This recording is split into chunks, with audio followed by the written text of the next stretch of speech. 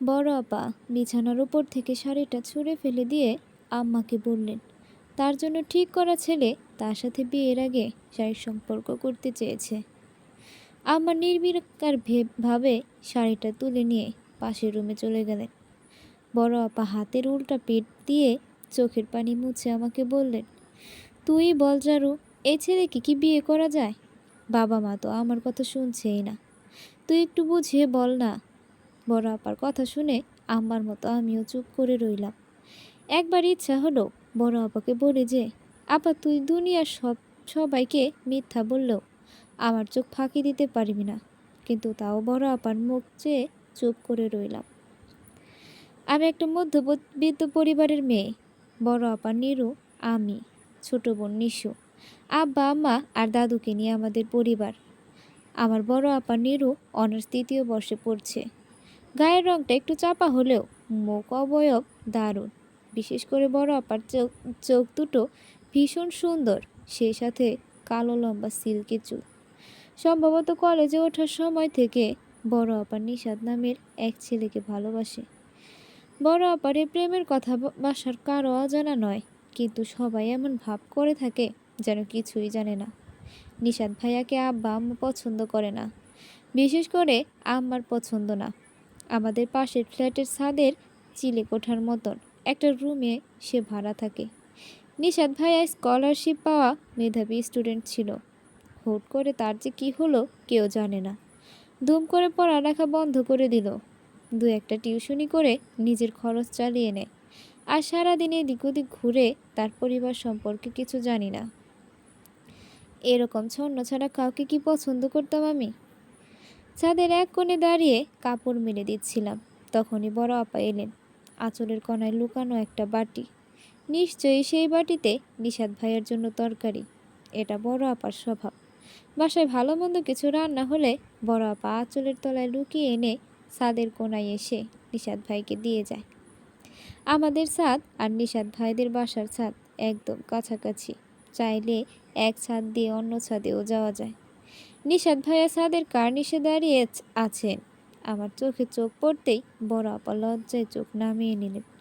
তরকারির বাটিটা নিশাদ ভাইয়াকে দিয়ে কি মনে করে আমার কাছে এসে বললেন, চারু নিচে যাবি না? হ্যাঁ আপা তুই যা, আমি আসছি। বড় আপা ছল ছল চোখে আমার দিকে তাকিয়ে নিচে চলে গেলেন। আজ আপার গায়ে হলুদ। হলুদ শাড়িতে আপাকে ভীষণ সুন্দর লাগছে। বিষণ্ণ মুখে আপা সাদামাটা একটা হলুদের স্টেজে বসে আছেন। চারপাশে আত্মীয় স্বজনের ভিড়। আপা বারবার ভিড়ের দিকে তাকিয়ে কাউকে খুঁজে চলেছেন। আমি জানি আপা নিশাদ ভাইয়াকে খুঁজছেন। প্রথমে বড় চাচি আপাকে হলুদ লাগালেন, তারপর একে একে সবাই। হলুদের অনুষ্ঠান একরকম শেষ হয়ে গেল। আর 2 দিন পরেই বিয়ে। বড় আপা রুম থেকে বের হয় না। আমি চোখে মোটা ফ্রেমের চশমা দিয়ে কোলের উপর একটা বই নিয়ে আর চোখে আপার ছটফটানি দেখি। আমার বারবার মনে হতে থাকে আপা নিশাদ ভাইয়ের সাথে পালিয়ে যাবে, কিন্তু আব্বার মান সম্মানের দিকে তাকিয়ে আপা কি পারবে পালিয়ে যেতে? মাঝরাতে আমার ঘুম ভেঙে যায়। আপা বেলকনির দরজার কাছে বসে আছে। আমি আস্তে আস্তে আপার কাছে গিয়ে মাথায় হাত রেখে বলি, আপা তুই নিশাদ ভাইয়ের সাথে পালিয়ে যা। হঠাৎ কি হলো জানি না, আপা ঠাস করে আমার গালে এক চড় মারলেন। 18 বছরের জীবনে আপা কখনো আমার গায়ে হাত তুলেনি। গলার স্বর গম্ভীর করে বললেন, শুতে যা চারু।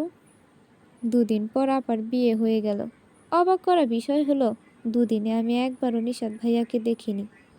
আপার সাথে আমিও এসেছি আপার শ্বশুর বাড়ি। দুলাভাই বেশ সুন্দর আর নির্ঝঞ্ঝাট মানুষ, কিন্তু কেমন যেন একটু চাপা স্বভাবের। সহজে কারোর সাথে তেমন কথা বলে না। শুধু দুলাভাই না, তাদের পরিবারের সবাই একটু বেশি চুপচাপ। কেউ কোনো দরকার ছাড়া কারোর সাথে কথা বলে না। কারো মুখে সহজেও হাসি থাকে না।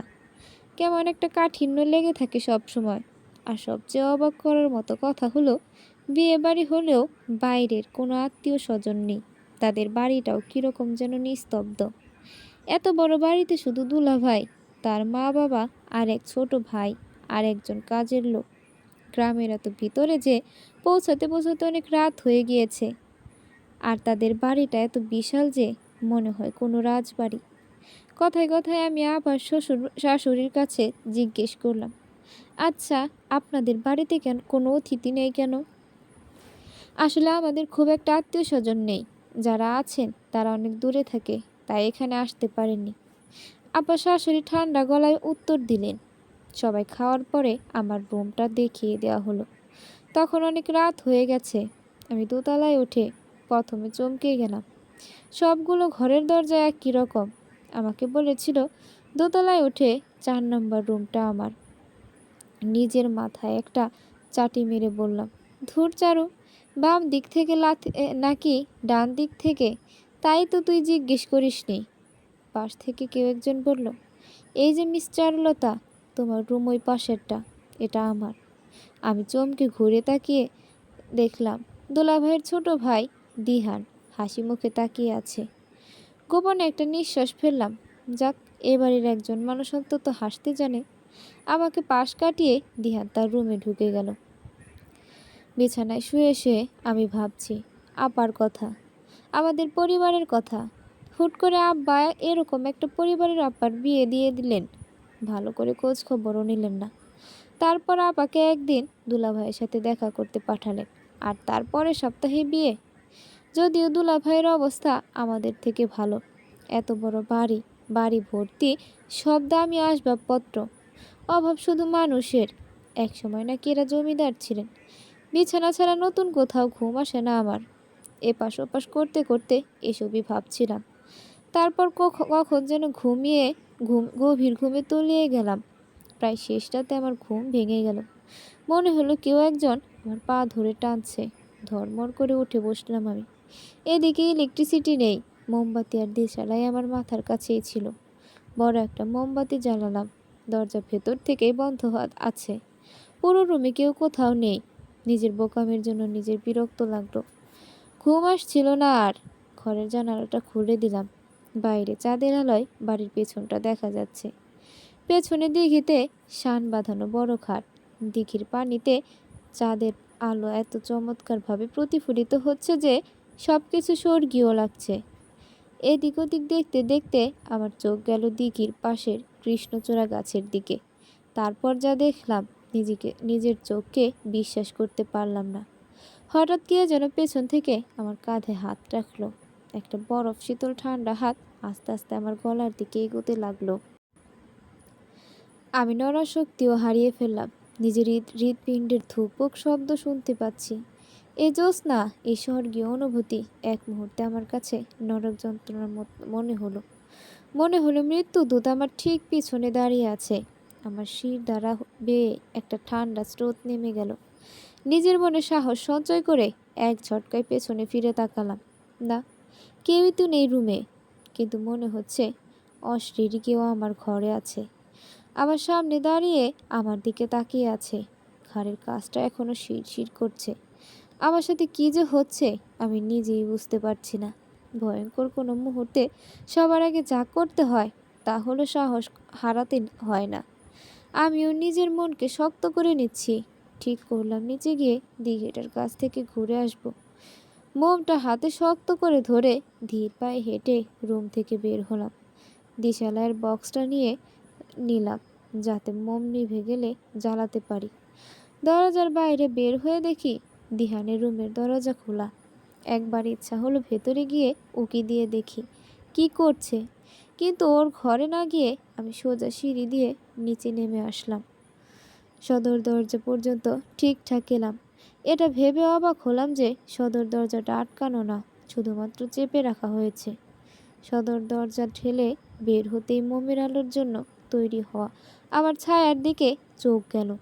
মনে হলো একটা ছায়া যেন একটা আমার পেছন থেকে সরে গেল। দিঘির পাশে যে কৃষ্ণচূড়া গাছটা, ওখানে আমি দুলাভাইয়ের মতো কাউকে একটা দেখছিলাম। ওইদিকে হাঁটতে লাগলাম আমি। চারপাশে ঝিঝি পোকা ডাকছে। দিঘির জল চাঁদের আলোতে টলমল করছে। চারদিকে থেকে বকুলের ঘ্রাণ আসছে। এই প্রথম আমি খেয়াল করলাম এখানে একটা একটা বকুল গাছও রয়েছে। চারদিকে গাছ ছমছমে পরিবেশ, অথচ কি সুন্দর!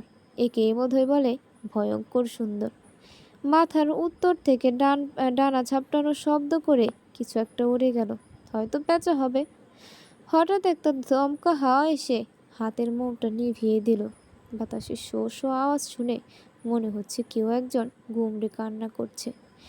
মেঘ এসে যেন চাঁদটাও ঢেকে দিল। আমি অন্ধকারে দিশালাইয়ের লাঠি দিয়ে আগুন জ্বালানোর চেষ্টা করলাম, কিন্তু হাত ফসকে বক্সটা নিচে পড়ে গেল। এতক্ষণে অন্ধকারে চোখ সয়ে এসেছে। আসলে অন্ধকারে কিছুক্ষণ তাকিয়ে থাকার পরে সব কিছু আবছা আবছা দেখা যায়। আমি উবু হয়ে এদিক ওদিক দিশালাইয়ের বক্সটা খুঁজছি। হঠাৎ কেউ একজন কানের কাছে ফিসফিস করে বলে উঠল, কি খুঁজছিস? কি ভয়ঙ্কর ঠান্ডা সেই গলার স্বর। আমি ছিটকে 2 হাত দূরে সরে এলাম। কেউ একজন আমার সামনে দাঁড়িয়ে আছে আর বাতাসে তার চুল উঠছে। কয়েক পেছনে এগিয়ে আসতেই এক নাম না জানা বিরাট গাছে পিঠ ঠেকলো। পেছন থেকে কড়কড় শব্দে কিছু একটা চাবানোর শব্দ আসছে। ভয়ে ভয়ে গাছের পেছন দিকে উকি দিলাম। কেউ একজন উবু হয়ে কিছু চাবাচ্ছে। তার সামনে রাখা সাদা কাপড়ে মোড়ানো একটা লাশ। লাশটার এক চোখ খোলা, আরেক চোখ নেই। সাদা কাপড়ের জায়গায় লাল রক্তের ছোপ ছোপ দাগ। উবু হওয়া মানুষটা এবার আমার দিকে ধীরে ধীরে মাথা উঠিয়ে তাকালো। চমকে গেলাম আমি। উনি হচ্ছে আপাদের বাড়ির কাজের লোক বোরহান চাচা। কি ভয়ার্ত শীতল ঠান্ডা চাহনি। চোখ দুটো গাঢ় সবুজ। আমার চোখের সামনে বোরহান চাচা মৃতদেহ থেকে বাকি চোখটা হাত দিয়ে তুলে ফেললো আর তারপর কচকচ করে চাবাতে লাগলো। আমি নিজের চোখকে বিশ্বাস করতে পারছিলাম না যে এত কিছু হচ্ছে আমার সামনে, আর আমি স্থির হয়ে দাঁড়িয়ে আছি। তক্ষুনি পেছন থেকে সেই মহিলা অবয়বটা আবার বলতে লাগলো, এখানে কেন এসেছিস তুই মেয়ে?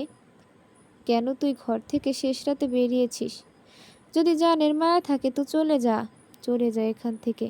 এই কথা বলে বিশ্রীভাবে হাসতে লাগলো। আমি আর সহ্য করতে পারলাম না। ধপ করে নিচে পড়ে গেলাম। গলা থেকে একটা শব্দ বের হচ্ছে না আমার। এটা হয়তো বকুলতলা, তাই মাটিতে বকুল ছড়িয়ে ছিটিয়ে রয়েছে।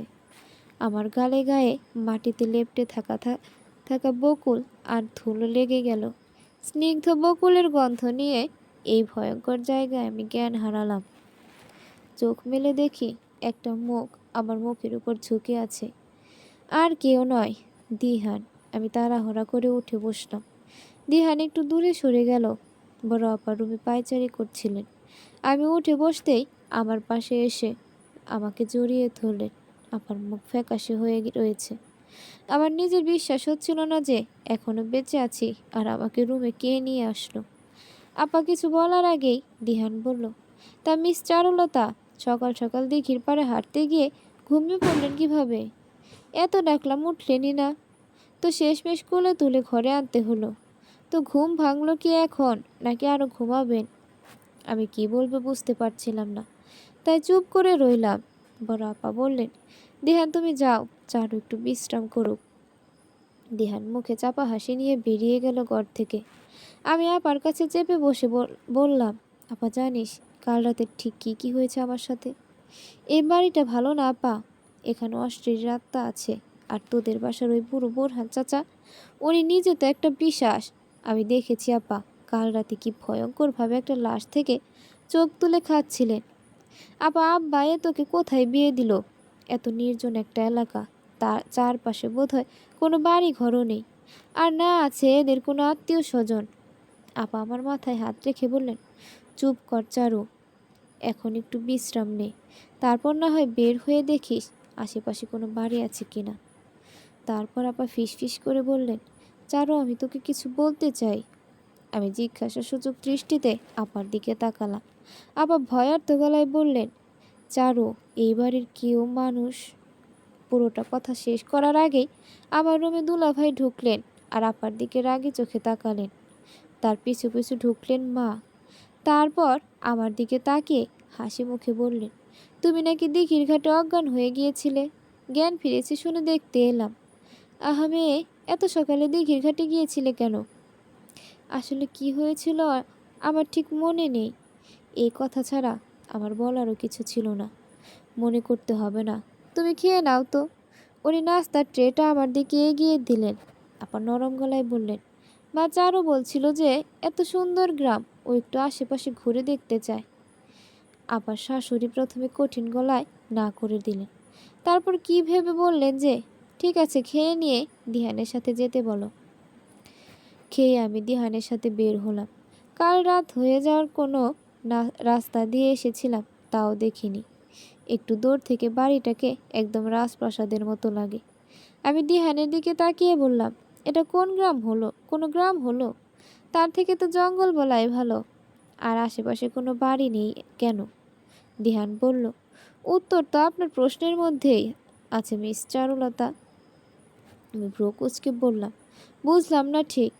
ওই যে জঙ্গল, তাই। দিহান শান্তভাবে বলল, তা আপনারা এই জঙ্গলে থাকেন কেন? শান্ত পরিবেশ ভালো লাগে তাই। কেন, আপনার ভালো লাগে না বুঝি? সুন্দর। বলে আমি চুপ করে গেলাম। কালকের মতো ভয় লাগছে না আমার। চারদিক থেকে ভেসে আসা পাখির ডাক, সুন্দর জংলি ফুল, এসব দেখে আসলেই ভালো লাগছে। কিন্তু মনে মনে বললাম, এ কোথায় ফেসে গেলাম আমরা 2 দিন। আচ্ছা, আব্বা কি আমাদের নিতে আসবে? হিসেব মতো তো তারা আজকেই আসার কথা। এসব ভাবছিলাম আর এক মনে হাঁটছিলাম। হঠাৎ কেউ একজন বলে উঠল, কিরে মেয়া, একা একা তুই কি করছিস সে জঙ্গলে? মরতে এসেছিস নাকি? সামনে তাকিয়ে দেখি পাগল মতো দেখতে একটা লোক, ছেঁড়া পাঞ্জাবি আর ময়লা একটা পায়জামা পরা, গায়ে একটা শাল জড়ানো, চোখ দুটো লাল। আমি পাশে তাকিয়ে দেখলাম দিহান নেই। লোকটাকে আমার কেমন ভয় করতে লাগলো ভীষণ। দিহান দিহান বলে 2-3 বার ডাক দিলাম, কিন্তু দিহানের কোনো পাত্তা নেই। আমার সামনে লাল চোখের এক পাগল দাঁড়িয়ে আছে। আর এই জঙ্গলে আমি একা। আমার আপার কথা মনে পড়ল। তাহলে কি আপা বলতে চেয়েছিল এ বাড়ির কেউ মানুষ নয়? আমি 2 হাতে মুখ চেপে বসে পড়লাম। আর লোকটা ধীরে ধীরে আমার দিকে এগোতে লাগলো। বড় আপার কথা, আমার পরিবারের কথা আমার ভীষণ রকম মনে পড়ছে। লোকটা আমার মাথায় হাত রেখে বলল, কি গো মেয়ে, ভয় পেয়েছো নাকি? একা এই নির্জন জঙ্গলে তুমি কিভাবে বা এলি? আমি মুখ তুলে লোকটার দিকে তাকালাম। উনি খানিকটা হাসার চেষ্টা করছে। হয়তো এটা আমার বোঝাতে চাইছে আমার থেকে ভয়ের কিছু নেই। লোকটা আমাকে আরও আশ্বস্ত করতে আমার পাশেই বসে পড়ল। আমি জিজ্ঞেস করলাম, আপনি কে? আমি ভব ঘুরে মা, এই জঙ্গলে আমার বাড়ি ঘর। লোকটা উত্তর দিল। তারপর আবার জিজ্ঞেস করলো, তুমি এখানে কেমন করে এলে? এদিকে তো কোনো মানুষজন আসে না। কিছু দূর গেলে একটা বাড়ি আছে, সেখানে আমার বড় আপার বিয়ে হয়েছে, সেখানে এসেছি তো, তাই বাইরে ঘুরতে এলাম। আমি উত্তর দিলাম, কি বলছো তুমি? কিছু দূর গেলে যে একটা পুরাতন জমিদার বাড়ি আছে, সেখানে তুমি এসেছো? আবার তোমার বোনের বিয়ে হয়েছে ওই বাড়িতে? কি সাংঘাতিক! লোকটা অবাক হয়ে বলল, সাংঘাতিক কেন? আমি জিজ্ঞেস করলাম, শোনো মেয়ে, এক সময় এই জঙ্গলের মাঝে খুব সুন্দর একটা গ্রাম ছিল। অনেক ছোট একটা গ্রাম, শহর থেকে অনেক দূরে ছিল গ্রামটা। সেই গ্রামে ছিল এক জমিদার। জমিদার এত রাগী আর শক্তিশালী ছিল যে গ্রামের সব মানুষ তাকে সমীহ করে চলত। জমিদারের একটাই দুর্বলতা ছিল, তার কোনো সন্তান ছিল না। আর সন্তান পাওয়ার লোভে সে কালো জাদু করেছিল তার স্ত্রীর উপর। এই পর্যন্ত বলে লোকটা চুপ করে যায়, অন্যমনস্কভাবে তাকিয়ে থাকে দূরের একটা গাছের দিকে। তারপর তারপর কি হয়েছিল? জমিদার কোনো একটা ভুল করেছিল, ঠিক কী ভুল কেউ জানে না। তারপর এই গ্রামের উপর অভিশাপ নেমে এলো। ধ্বংস হয়ে গেল গ্রামটা, হয়ে উঠল মৃত্যুপুরী। দিনের বেলা সব ঠিকঠাক, কিন্তু রাত হলেই ভয়ঙ্কর সব কাণ্ড কারখানা ঘটতে থাকে। লোকটা বলল, কিন্তু ওই পরিবারের সবাই বেঁচে গেল কিভাবে? জিজ্ঞেস করলাম। ওই পরিবারের কেউ বেঁচে যায়নি মা, শুধুমাত্র যে কয়জন ওই কালো জাদু জানত তাদের আত্মা তাদের শরীর বন্দী হয়ে আছে। তাহলে আমাদের এখানে এনেছে কেন? কি চাই আমাদের থেকে? যদিও আমাদের সাথে স্বাভাবিকভাবে ব্যবহার করে। তোমাদের কেন এখানে এনেছে সেটা আমি জানি। আমি আগেই জানতাম কোনো না কোনো মেয়ে আসবেই। কিভাবে জানতেন? শোনো মা, ওদের একটা বাচ্চা দরকার, সেজন্য। বাচ্চা দিয়ে কী করবে ওরা? ওদের কারো ঐরস্যে হওয়া কোনো বাচ্চাকে শয়তানকে উৎসর্গ করতে হবে। তাহলে ওরা পুরোপুরি পিশাচ হয়ে যাবে, অমরত্ব পাবে। এখন রাতেই শুধু ওদের ক্ষমতা কাজ করে, তখন দিনের বেলায়ও করবে। আমি লোকটার কথা শুনে রীতিমতো চমকে উঠলাম। উনি আরও বলতে শুরু করলো, আমার মনে হচ্ছে সেই বাচ্চাটা তোমার বোনের গর্ভে আসবে, তার জন্যই তোমাদের এখানে এনেছে। আমার লোকটার কথা এখনো পুরোপুরি বিশ্বাস হচ্ছে না। আমি উঠে দাঁড়ালাম এবং যতটা সম্ভব নিজেকে শান্ত রেখে বললাম, নিশ্চয়ই ভর দুপুরে একা পেয়ে আমাকে ভয় দেখাচ্ছেন আপনি। আপনার এসব বানানো গল্প আমি বিশ্বাস করি না। আর ওই বাড়ির সবাই কত ভালো আপনি জানেন। তাছাড়া 2 দিন পর আব্বা আমাকে নিতে আসবে। আমি চলে আসতে নিলে লোকটা আবার আমার ডাক দিল। তারপর বলল, তোমার আব্বা কেন? হয়তো কেউই তোমাদের খোঁজ পাবে না। খোঁজ পাবে কিভাবে? জানবেই তো না তোমরা এখানে। আর নিশ্চয়ই তোমার বাবা মায়ের উপর ও কালো জাদু করেছে। তুমি বিশ্বাস না করলে করো না, কিন্তু আর একটু শোনো। সামনের 3 দিন পরে পূর্ণিমার রাতে ওদের শক্তি কোনো কাজ করে না। চেষ্টা করলে সেদিন তোমরা বেঁচে যেতে পারো। আমি চুপ করে দাঁড়িয়ে রইলাম। উনি আবার বললেন, কাজটা খুব সহজ আবার কঠিন। বাড়ির পিছনে একটা দিঘি আছে। সেই দিঘির কাছে একটা বকুল গাছ। বকুল গাছের নিচে এক হাতের মতো মাটি খুঁড়লে একটা রূপোর বাক্স পাবে। সেই বাক্সের মধ্যে একটা রূপোয় বাঁধাই করা আয়না রয়েছে। আয়নাটা তোমাকে প্রথম চাঁদের আলোর দিকে ধরতে হবে, তাহলে সে জাগ্রত হবে। তারপর সেই আয়নাটা ওদের সামনে ধরবে, সবশেষে দিঘির জলে ডুবিয়ে দেবে। কাজটা কঠিন, এজন্য যে রাতের বেলা সব পিশাচ ওই বকুল তলায় পাহারা দেয়, কিন্তু পূর্ণিমা রাতে তাদের শক্তি কাজ করে না। আরেকটা কথা মা, তোমায় কিন্তু আকাশে পূর্ণিমার চাঁদ ওঠার পরেই ওই বক্সটা তুলতে হবে। আর এই লকেটটা রাখো, এটা তোমার বোনের গলায় পরিয়ে দেবে। এই বলে লোকটা আমার হাতে সবুজ পাথরের একটা লকেট দিলেন। তারপর একরকম দুলতে দুলতে এখান থেকে চলে গেলেন। আমি লকেটটা আমার হাতের মুঠোয় রেখে ধ্যান ছেলেটাকে আশেপাশে খুঁজতে লাগলাম। কোথাও খুঁজে না পেয়ে যেই পথে এসেছিলাম মনে করে করে সেই পথ দিয়ে যেতে যেতে বাড়িতে চলে আসলাম। আবার নিজের ঘরে কোনো একটা কাজ করছিলেন। আমি বললাম, আবার তোর দেবর আমাকে জঙ্গলে একা ফেলে চলে এসেছে, তাতে কি হয়েছে? আবার নির্লিপ্ত ভঙ্গিতে জবাব দিলেন, কি হয়েছে মানে? তুই এভাবে কথা বলছিস কেন আপা? যদি আমার কিছু হয়ে যেত তাহলে? আপা চুপ করে রইলেন। আমি আবারও বললাম, আপা দিহান যখন আমাকে ছেড়ে চলে এলো তখন একটা লোকের সাথে আমার দেখা হয়েছিল, সেসব বলে দিয়েছে। কি বলেছে? আপা জিজ্ঞেস করলেন, এই বাড়ির রহস্য। তুই আমাকে সকালে যে কথা বলতে চেয়ে বলতে পারিসনি সেই কথা। এই বাড়ির কেউ মানুষ না পা, এই বাড়ির সব পিশাচ। আর আমাদের এখান থেকে বেরোতে হবে। এখান থেকে বেরোনোর রাস্তা আমি পেয়ে গেছি। আপা আমার কথা শুনে মুখ তুলে আমার দিকে তাকালেন। তার চোখ দুটো রাগে জ্বলছে। আমার কাছে এসে আমাকে জোরে ঝাঁকিয়ে বললেন, আমরা এখান থেকে কোথাও যাব না, এখানেই থাকবো সারা জীবন, বুঝলি তুই? আপাকে দেখে আমি ভয় পেয়ে গেলাম। লকেটের কথাটা আর বলতে সাহস হলো না। নিজের ঘরে চলে এলাম। সারাদিন আপার কথা ভাবলাম আমি। ওরা নিশ্চয়ই আপার উপর কোনো জাদু করেছে, আর সেই জাদুর প্রভাবে আপা এমন করছে। আমি বুঝতে পারছি না কি করব। বাড়িতে আম্মা আব্বার কি অবস্থা কে জানে। ভাবলাম আজ সারা রাত জেগেই থাকবো, কিন্তু নানান চিন্তা করতে করতে ঘুমিয়ে পড়লাম। আজও শেষ রাতে কেউ একজন আমার পা ধরে টান দিল। আমি জোরে টান দিতেও এলো না, বরং আমি বিছানা ছেড়ে উঠে গেলাম মাটিতে। রুমের জানালাটা খুলে গেল, দমকা হয় নিভে গেল মোমবাতি। আমি চিৎকার দিতে গিয়েও মুখ থেকে একটা শব্দও বের হলো না। হঠাৎ মনে হলো দরজায় কেউ দাঁড়িয়ে আছে। অন্ধকারে কিছুই দেখা যাচ্ছে না। মনে হলো অনেকগুলো ছায়ামূর্তি আমার সামনে দাঁড়িয়ে আছে। তারা ধীরে ধীরে আমার দিকে এগিয়ে আসছে। আমি অন্ধকারে বরফের মতো জমাট বেঁধে নিঃশ্বাস আটকে বসে রইলাম। ছায়ামূর্তিগুলোর মাঝে কে একজন ফিসফিস করে বলে উঠল, আমাদের ধ্বংস করবে তোমার মতো এক সাধারণ মেয়ে। গলায় আওয়াজ শুনে আমি চমকে গেলাম। অজান্তেই মুখ থেকে বেরিয়ে আসলো, আবার তুই? ও পাশ থেকে হাসির শব্দ। কেউ একজন বলল, তোমার সব প্ল্যান আমি জেনে ফেলেছি যে, তাই তোমাকে মৃত্যু দেওয়া ছাড়া আর কিছুই করার নেই আমার। একটা ছায়া মূর্তি একদম আমার কাছে এসে আমার গলা টিপে ধরল। আমার দম আটকে নিঃশ্বাস প্রায় বন্ধ হয়ে আসলো। নিজের মৃত্যু চোখের সামনে দেখতে পেলাম। ওপাশ থেকে আবার কেউ বলে উঠল, এক্ষুনি মারিস না, পরশুদিন পূর্ণিমা রাতে ওকে কুমারী বলে দেব, তাতে আমাদের শক্তি আরো বেড়ে যাবে। অদৃশ্য একটা শেকল আমার পায়ে আটকে গেল, টেনে নিয়ে গেল খাটের তলায়। সেখানে কিছু একটার সাথে আমার শরীরে ধাক্কা লাগলো। অন্ধকারে হাতড়ে দেখলাম কাপড়ের নিচে কারো একটা শরীর ঢাকা রয়েছে।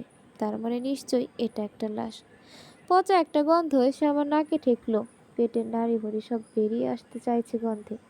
মিষ্টি গন্ধে এক গাদা ভয় নিয়ে চোখ বন্ধ করে ফেললাম। ও পাশে কোনো শব্দ নেই, সব নিশ্চুপ হয়ে গিয়েছে।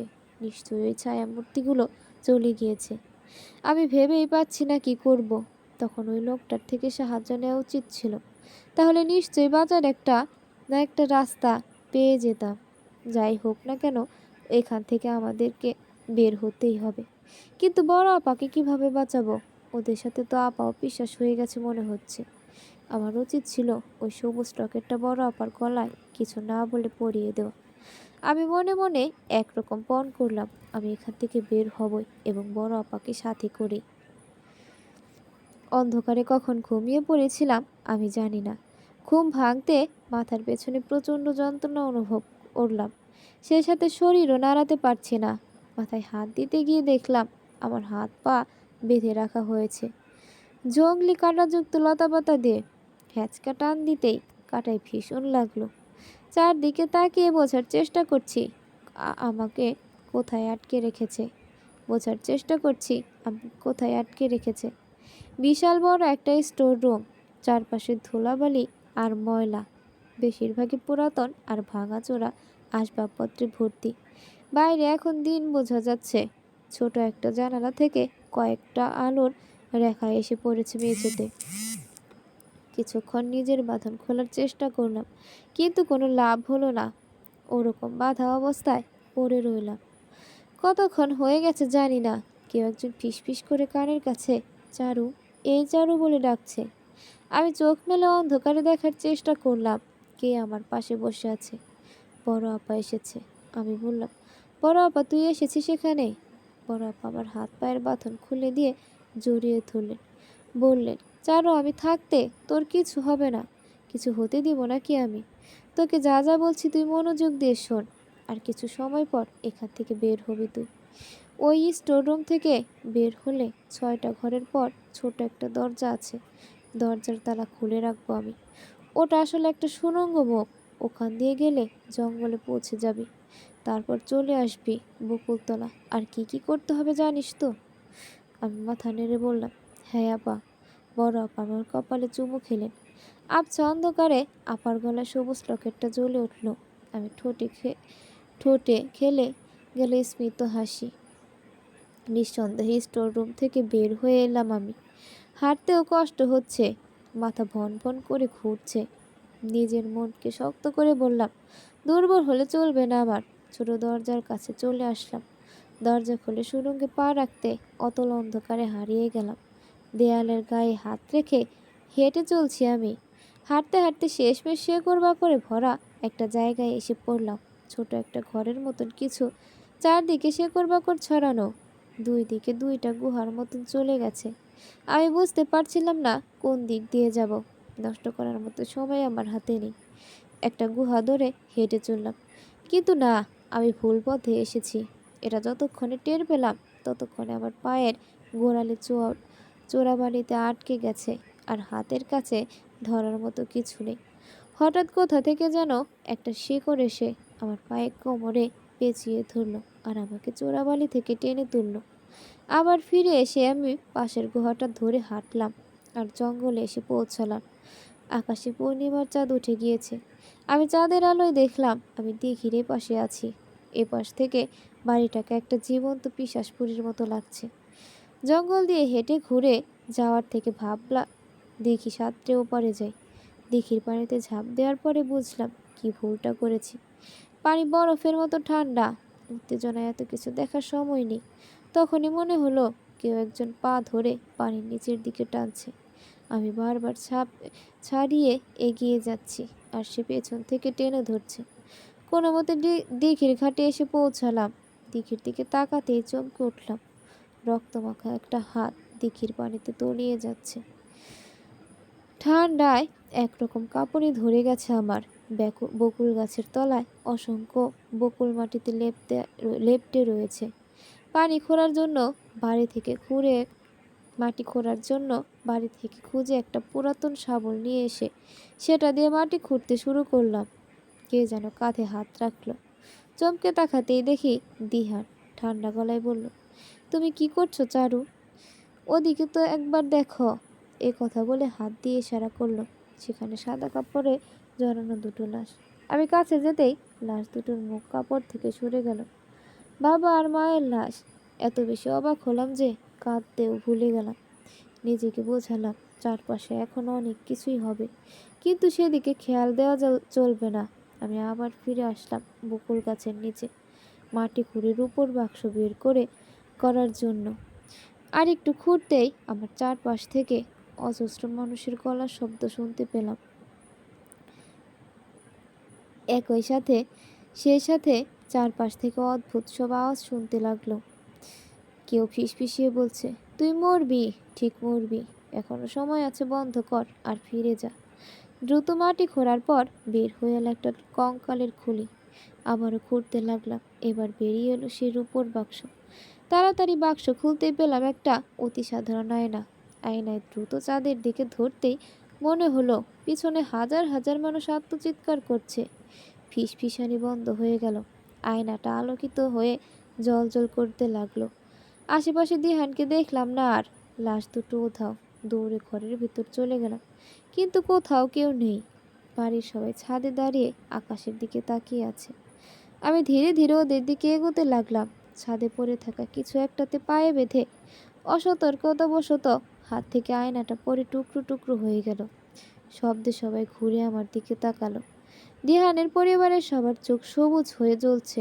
সম্মুহূর্তের মতো ধীরে ধীরে আমার দিকে এগিয়ে আসতে লাগলো সবাই। তীরে এসে তরি ডুবিয়ে ফেললাম আমি। দিঘির ঘাটে আমি বড় আপার কোলের মাথা রেখে শুয়ে আছি।